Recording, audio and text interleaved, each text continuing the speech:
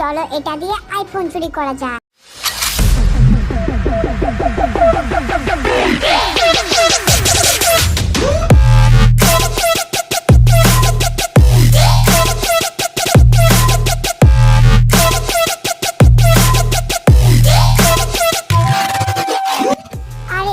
এটার গ্লাসটা তো খারাপ হয়ে গেছে। ঠিক আছে, এটাকে এখন আমি মডিফাই করব।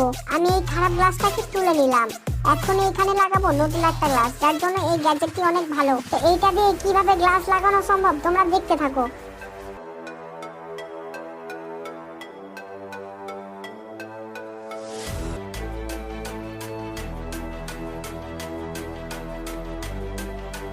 ওয়াও, গ্লাসটি খুব সুন্দরভাবে সেট হয়ে গেছে।